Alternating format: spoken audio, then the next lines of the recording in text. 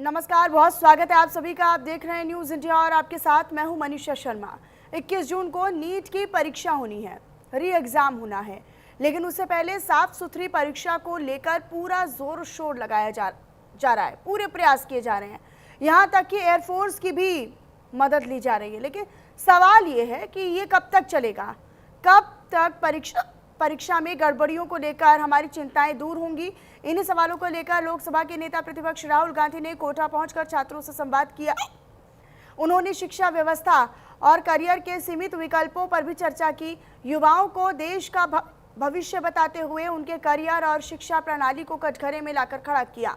साथ ही साथ शिक्षा के बढ़ते प्राइवेटाइजेशन यानी निजीकरण के मुकाबले सरकारी शिक्षा की बदतर हालत का जिक्र भी किया। हालांकि इसे अगर सियासी एंगल से देखा जाए तो सवाल मौजूदा सरकार से शुरू होकर उनकी खुद की सरकारों तक चले जाते हैं, क्योंकि किसी भी व्यवस्था की हालत एकाएक नहीं बदतर होती। धीरे धीरे समय लगता है, बल्कि धीरे धीरे उपेक्षा, उदासीनता और लापरवाही के चलते ये सब होता है। ये बात शायद राहुल गांधी भी समझते होंगे। राहुल गांधी ने अपनी भारत जोड़ो यात्रा में युवाओं के अनुभवों का जिक्र किया। उन्होंने नीट, जेईई जैसी परीक्षाओं में होने वाले खर्चे को 5 मंत्रालयों में बजट के बराबर बताया। बहन प्रियंका गांधी वाड्रा ने भी भाई का समर्थन किया और एक्स पर पोस्ट कर लिखा कि कोटा के मंच पर उन्होंने कुछ छात्रों से बातचीत भी की है। ये ठीक है कि राहुल गांधी को लगता है कि शिक्षा व्यवस्था में बदलाव की ज़रूरत महसूस हो रही है, लेकिन इस बदलाव का कोई सिरा क्या उनके हाथ में भी है, ये देश जानना चाहता है। इस पर करेंगे चर्चा, लेकिन उससे पहले समझ लेते हैं ग्राफिक्स के जरिए। तो शिक्षा व्यवस्था का जो हाल है उसको लेकर राहुल गांधी ने दरअसल छात्रों से संवाद साधने की कोशिश की है। कोई इसे पॉलिटिकल बता रहा है तो कोई उसे सही और सामाजिक भी बता रहा है। इस पर कुछ रिएक्शन है, वो आपको सुनवाते हैं। Hello everyone, myself Soumya Meena and I am a JEE aspirant. Hello, I am Sania Gupta and I am preparing for NEET exam. Hello, my name is MD Jishan Alam. I am preparing for NEET. Hello, my name is Himanshu Dangi और मैं भी आपके जैसे एक NEET aspirant हूँ। Hello, my name is Ansvi and I am a UPSC aspirant. So why NEET? Why did you guys choose NEET? Sir, जो NEET है, doctor, सबसे पहली बात तो डॉक्टर एक बहुत बड़ा टर्म है। किसी भी मतलब जैसे अभी कोई बीमार हो गया तो किसी भी एक बंदे की लाइफ हमारे हाथ में होती है। मतलब अभी तो मैं नीट के लिए तैयारी कर रहा हूँ, तो जैसे नीट का पेपर लीक हुआ तो पूरी होप टूट गई है। डॉक्टर बनने के लिए आदमी, कोई भी व्यक्ति इतना मेहनत करेगा, 2-2, 3-3 साल मेहनत करेगा, फिर पेपर देगा वो, और फिर उसको बता दिया जाता है कि तुम्हारा पेपर लीक हो गया और फिर तुम्हें वापस पेपर देना है, तो होप टूट गई। तो आपके अंदर जो भावना थी, आपके अंदर जो भावना थी, लोगों की मदद करने की भावना थी, आप क्यों कर रही हैं? मैं तो जेईई कर रही हूँ, हाँ। इंजीनियर। तो इंजीनियरिंग तो मैं सिर्फ इसलिए कर रही हूँ कि अच्छा मेरे को एक्सपोजर मिले कॉलेज में जाके, जैसे कि हायर कॉलेजेस है, आईआईटी बॉम्बे हो गया, आईआईटी दिल्ली हो गया, तो वो काफी अच्छे कॉलेजेस है जिसमें आगे जाके हमें इंजीनियरिंग में नहीं बाकी और चीजों में भी बहुत सारी अपॉर्चुनिटीज मिलती है। तो मेनली तो मैं अभी एक्सपोजर के लिए कर रही हूँ। और आपका? Sir, actually, I have always been interested. I'm a very social person, so I think UPSC would genuinely help me engage in society and make policies and decisions. And you? Sir, हम लोगों को बचपन से सिखा ही यही दिया जाता है कि आपको बड़े होकर डॉक्टर, इंजीनियर ये सब बनना है, तो एक मन से बचपन से ही वो सपना बन जाता है कि डॉक्टर बनना ही। मगर अगर आप सब कुछ बिल्कुल फ्री छोड़ दिया होता और असलियत में आप क्या करना चाहते हो तो फिर क्या जवाब मिलता? सर, मेरे को डांसिंग में बहुत शौक था। आपको डांसिंग में शौक है? आपको?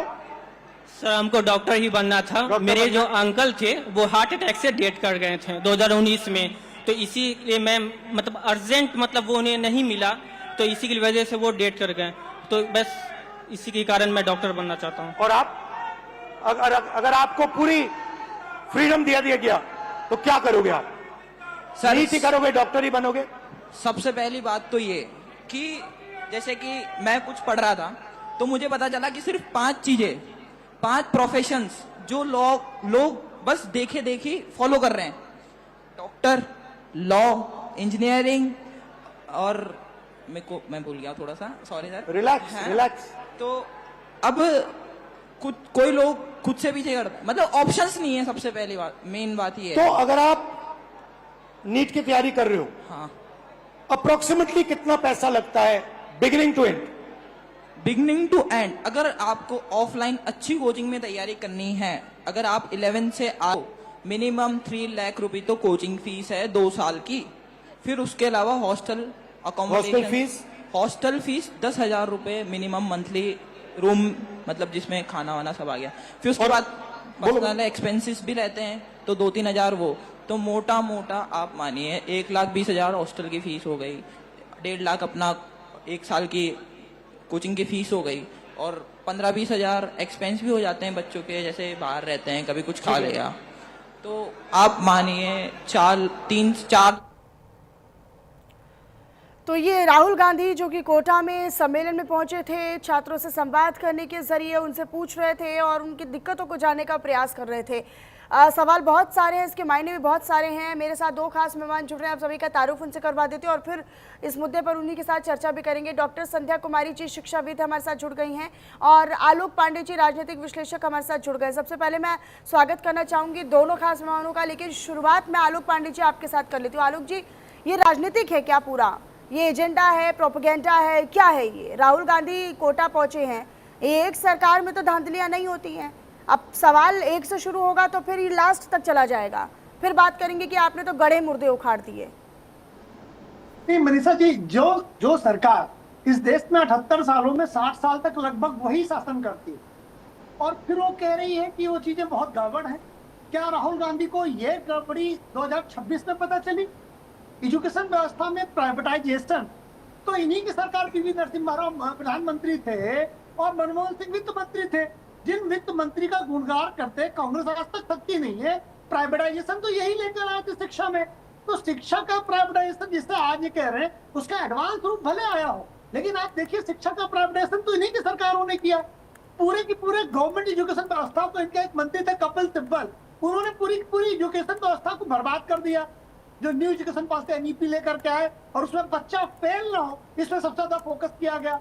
अब बच्चा सिर्फ फेल होना कोई अभिशाप थोड़ी ना है, वो अपने जीवन में फेल हो सकता है, लेकिन एजुकेशन व्यवस्था में फेल ना हो जाए। जैसे मान लीजिए अभी 9th क्लास में सीबीएसई बोर्ड में किसी स्कूल में प्रिंसिपल के बच्चा 5-6 बच्चे अगर फेल हो जाए तो प्रिंसिपल को कारण बताओ नोटिस जारी कर दिया जाता है कि भाई बच्चा क्यों फेल हो गया, अरे बच्चे ने नहीं पढ़ा इसलिए फेल हो गया।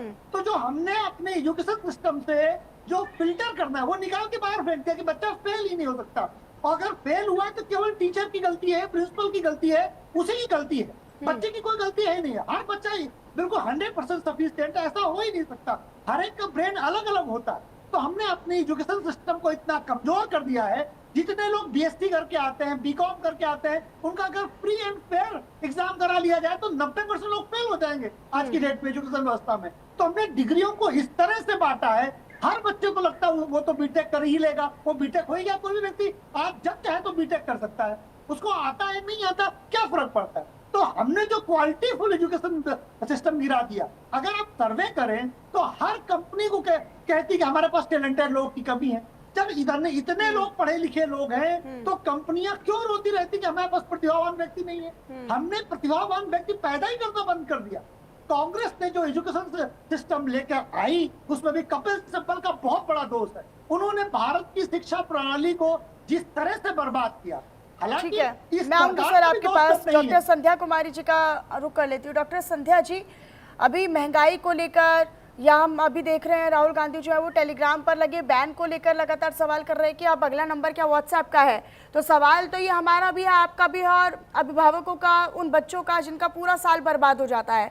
जो 1-2 साल तक मेहनत करते हैं, 2-3 साल तक मेहनत करते हैं, पूरा पैसा खर्च होता है, मेहनत की पूरी कमाई लगती है एक बच्चे को डॉक्टर या इंजीनियर बनाने में।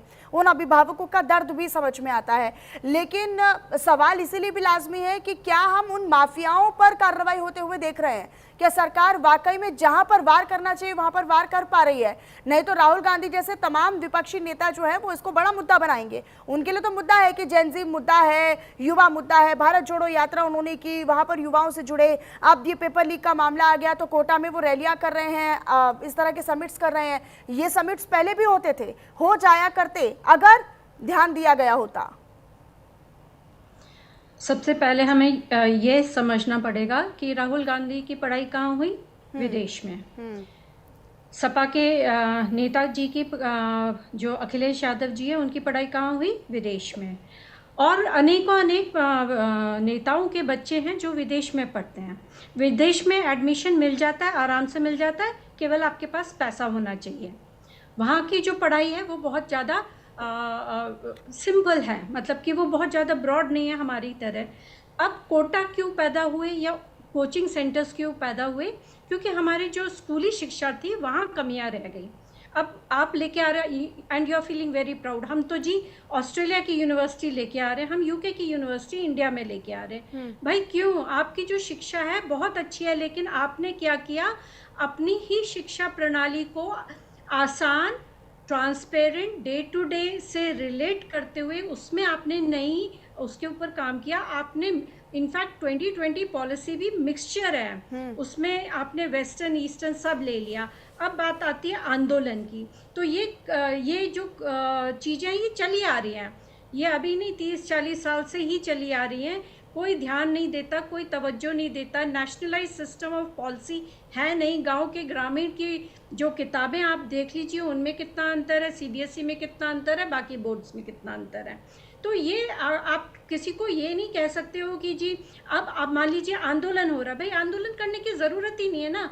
आपने बाहर के कंट्रीज़ को देखा है, आप लोग रोज़ ही अमूमन निकल जाते हो साल में 2-3 बार फॉरेन कंट्री। सबके बच्चे, सब नेताओं को पता है कि वहाँ की शिक्षा कैसी है, हमारी शिक्षा कैसी है। सबको ये भी मालूम है कि हमारी बहुत रिच है, बट हमारी क्या प्रॉब्लम कहाँ आ रही है कि हमारे जो छात्र हैं उनको भ्रमित कर रहे हैं। तो पहली बात, कोटा में जाने का कोई औचित्य नहीं बनता था।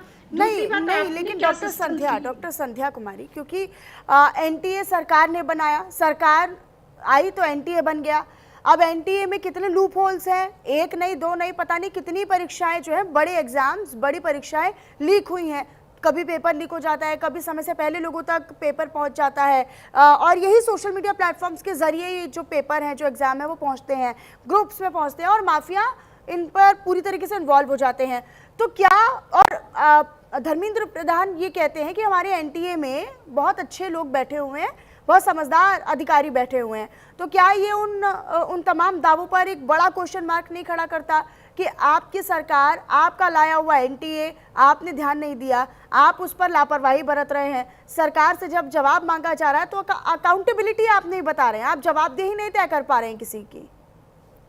देखिए एनटीए में बहुत खामी है। एनटीए एज अ बॉडी 30 लोगों की बॉडी है, वो नहीं कर सकती थी, उसकी प्लानिंग सिस्टम्स नहीं है, वो आउटसोर्सिंग करता है, उसमें करप्शन है। ये तो सब को अब पता ही चल गया है नेशन वाइड। आपको एनटीए को बदल दीजिए, आप उसमें आप अच्छे लोगों को लेके आइए। बेशक आपने उसका नाम नहीं बदलना, बट एटलीस्ट लोगों को आपको अब नहीं रखना चाहिए।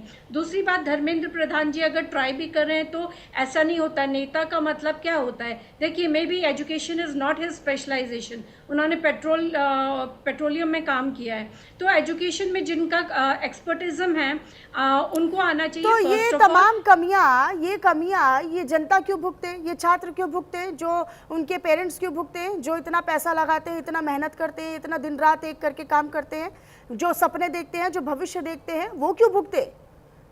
प्रॉब्लम यहाँ आती है ना कि कोई भी सरकार अगर किसी को निकालती है तो फिर क्या है ना, लोग सरकारों को कटघरे में खड़े कर देते हैं, बट ये तो होना ही है। देखिए, सरकार डिफेंसिव ना होके उसको ट्रांसपेरेंसी एंड नैतिकता ये दोनों दिखाएगी, तभी लोग एक्सेप्ट करेंगे। क्योंकि कोई भी सरकार हो, चाहे वो कांग्रेस की हो, उन्होंने भी अच्छे काम नहीं किए। एजुकेशन की तरफ प्राइवेटाइजेशन बहुत है। आलोक पांडे जी, जो छात्रों की गूंज कार्यक्रम है, इसका आगाज अब राहुल गांधी ने कोटा से कर दिया है, राजस्थान से कर दिया है, कोचिंग हब कोटा को कहा जाता है। इसके बाद वो 10 जुलाई को इलाहाबाद रहेंगे, बिहार की राजधानी पटना में 11 जुलाई को रहेंगे और 14 जुलाई को वो देश की राजधानी दिल्ली में इस तरह का समिट करने वाले हैं। किस तरीके से देख रहे हैं? भीड़ तो जुट रही है, युवाओं की, जेनजीज की, परीक्षार्थियों की भीड़ तो जुट रही है। 21 जून को री एग्जाम होगा, क्या उसके बाद भी इस तरह की भीड़ जुटने की संभावना है? देखिए, अब राहुल गांधी जितने बड़े कद के नेता हैं, विपक्ष के नेता हैं, कांग्रेस पार्टी 2-4-5 लोगों की भीड़ तो जुटा ही लेगी। और दूसरा, नीट जैसा मुद्दा है, लोगों को तकलीफ है, इसमें कहाँ कोई डाउट है कि जो गार्जियंस हैं, जो बच्चे तैयारी कर रहे हैं, वो इस तरह दुख में, और दुख के समय में कोई हमारे दरवाजे आता है तो हमें लगता है कि चलो हमारा दुख पटाने तो आया। ये अलग बात कि अगर हम उसमें गहराई से जाए तो पता चला दुख देने वाला भी यही है। राहुल गांधी 2004 से भारतीय राजनीति में आ गए थे, 10 साल तो ये भी थे सत्ता में, पूरी कांग्रेस यही गवर्न करते थे, पूरे बिल फाड़ देते थे राहुल गांधी। जो कैबिनेट का बिल पारित हुआ था करप्शन वाला, राहुल गांधी ने फाड़ दिया था। इतने ताकतवर थे, क्या उस समय शिक्षा की समस्या इनको नहीं दिखाई दे रही थी? क्या राजस्थान में जब इनकी सरकार थी और राजस्थान अशोक गहलोत की सरकार पेपर लीक मामले में रिकॉर्ड पर रिकॉर्ड कायम कर रही थी, तब नहीं दिखाई दे रही? दोनों की दोनों सरकारें दोस्ती है, राहुल गांधी के समय की सरकार भी दोस्ती है, इस समय की सरकार भी दोस्ती। लेकिन समस्या ये कि जब हम वोट देते हैं तो क्या नीट पेपर हमारा वोट देने का आधार बनता है? क्या एजुकेशन हमारे वोट देने का आधार बनता है? क्या हम नेताओं से कहते हैं कि हमें बेहतर क्वालिटीफुल एजुकेशन चाहिए, नहीं तो हम आपको वोट नहीं देंगे? जब तक वोट से ये मुद्दा नहीं जुड़ेगा तो राहुल गांधी का ये प्रयास, अगर उन्हें ये इमेज छोड़ दी जाए कि राहुल गांधी कांग्रेस के नेता, ये हम भूल जाए कि राहुल गांधी की पार्टी ने हमारे एजुकेशन सिस्टम को बर्बाद किया है, ये अगर हम भूल जाए, ये माने कि एक कॉमन व्यक्ति है। लेकिन आलोक जी, राहुल गांधी न केवल एग्जाम्स की बात कर रहे हैं, वो ही कह रहे हैं कि भाई हमारा मुद्दा जो है वो ये भी है कि डिग्रियां तो भले इंसान ले लेगा, लेकिन वो डिग्रियां नौकरी की गारंटी नहीं बन पाती हैं। मतलब साथ ही साथ वो बेरोजगारी का मुद्दा भी उठा रहे हैं। इसमें तो फिर डिग्री मिले क्यों अयोग्य व्यक्ति को? मैं ये कह रहा हूँ, जो पहले बात किया, इस देश में अयोग्य से अयोग्य लोगों को bachelor of science, bachelor of arts की डिग्रियां कैसे मिल जाती है? और फिर वो जो बीएससी, बीकॉम, एमएससी है, पीएचडी करे लोग होते हैं जो बिल्कुल योग्य नहीं होते हैं, जुगाड़ के आधार पर डिग्री ले लेते हैं, उनको गलतफहमी हो जाती है कि वो बहुत योग्य हो क्योंकि उनके पास में डिग्री है। वो जो डिग्री कागज में मिलती है जिसका कोई महत्व तो नहीं है, वो डिग्रियां देने की फैक्ट्री भारत को बना दिया गया है। समस्या यहाँ है, कोई व्यक्ति जब तक बीएससी ढंग से पढ़े ना, तब तक बीएससी पास ना हो तो बीएससी पास वाले को भी नौकरी मिलेगी। तो समस्या यहाँ आती है कि हमने डिग्रियों को इतना सरल कर दिया है कि सारे भारत के लोग डिग्री लिए घूम रहे हैं, लेकिन उस डिग्री के बराबर का ज्ञान उन्हें नहीं है। The failure of education system यहाँ पर है। हम किसी को फेल ही नहीं करने देना चाहते, क्योंकि फेल होने से वो लड़का हमें हो सकता है वोट न दे। तो एजुकेशन में हमने वोट बैंक को इस तरह से जोड़ दिया है कि बच्चा फेल ना हो, नौकरी मिले चाहे भाड़ में जाए।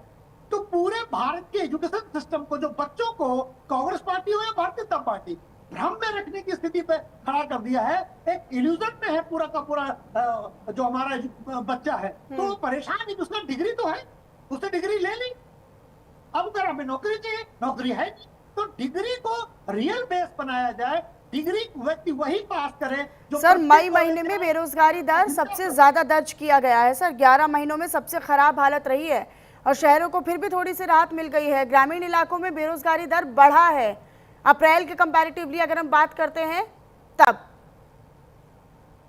बेरोजगारी तो बढ़ेगी सर, वही तो सवाल राहुल गांधी कर रहे हैं ना, फिर वही तो सर सवाल राहुल गांधी कर रहे हैं। आप अयोग्य बोल रहे हैं, लेकिन हर इंसान अयोग्य नहीं हो सकता ना। डिग्री तो कुछ योग्य लोगों के भी पास होंगी ना, उनको तो रोजगार नहीं मिल पा रहा। नहीं तो किसने कहा कि उन योग्य लोगों को नौकरी नहीं मिलती? जो नौकरियां पा रहे हैं वो इसी देश के डिग्री होल्डर ही तो है। ऐसा तो है नहीं कि नौकरी किसी को मिल ही नहीं रही। ये भी बात हमें बहुत देखिए, मैं एजुकेशन सिस्टम से जुड़ा हूँ बहुत अच्छी तरीके से, तो मुझे अच्छी तरह पता है। डॉक्टर संध्या, राहुल गांधी भारत जोड़ो यात्रा और उसके बाद भी उन्होंने एक यात्रा की थी और उसके बाद वो इस तरह से जब कार्यक्रम कर रहे हैं तो वो ज़्यादा से ज़्यादा युवाओं को और ख़ास तौर पर जो छात्र हैं जिन पर ये गुजरता है, जिन पर इस तरह की पीड़ा गुजरती है, अभिभावकों को वो देखते हैं किस तरीके से लोन लेते हैं, फिर वो पढ़ाई करवाते हैं, साल दर साल लग जाते हैं, उसके बाद वो उन लोगों को जोड़ रहे हैं। ये जो भीड़ है वो ये दिखा रही है कि लोग राहुल गांधी से कनेक्ट करना शुरू कर चुके हैं। अब आने वाले समय में जो कार्यक्रम मैं बता रही हूँ 10 जुलाई को, 11 जुलाई को, 14 जुलाई को दिल्ली में होंगे, तो क्या लगता है कुछ परिवर्तन होगा, या बतौर विपक्ष राहुल गांधी विपक्षी नेता के नाते कुछ परिवर्तन ला पाएंगे? इसका दबाव क्या सरकार पर पड़ेगा? देखिए, वो जो छात्रों को जुटा रहे हैं, छात्र जुड़ेंगे क्योंकि एक तो वो भी ज़्यादा ओल्ड एज नहीं है, उनकी भी मिडिल एज है, तो वो कनेक्ट भी कर पाएंगे और छात्रों को जोड़ भी पाएंगे। हुजूम तो आएगा, परंतु मेरा कहना ये है कि हुजूम नहीं, देखिए जो आपकी अनएम्प्लॉयमेंट है वो पॉपुलेशन जो इतनी आपकी इन्फ्लेट हो गई, कहाँ 50-60 करोड़ होती थी और आपके पास आज 4 टाइम्स ज़्यादा पॉपुलेशन है। उसके बाद आपने प्राइवेटाइजेशन इतना ज़्यादा कर दिया है, उसकी फ़ीस इतनी ज़्यादा है, और डिग्रीज कोई भी स्कूल ना अपना जो रिज़ल्ट दिखाता है कि हमारे तो सबके सारे बच्चे जीनियस हैं, बच्चे सारे ही जीनियस होते हैं। Let me tell you as an educationist, every student has a potential to become a personality. It's a very big term I am quoting here, and with conviction, क्योंकि हर बच्चे में भगवान ने एक नायाब गुण दिया होता है। प्रॉब्लम हमारी एजुकेशन सिस्टम की ये है कि हम उन गुणों पर काम नहीं कर रहे, हम ऐसी व्यवस्था नहीं दे रहे हैं बच्चों को। ठीक है, बहुत शुक्रिया आप दोनों खास मेहमानों का हमारे साथ जुड़ने के लिए और इस पर चर्चा करने के लिए। और फिलहाल इस चर्चा के साथ इस बुलेटिन में मेरे साथ बस इतना ही। बाकी तमाम खबरों के लिए आप बने रहिएगा न्यूज़ इंडिया के साथ। नमस्कार।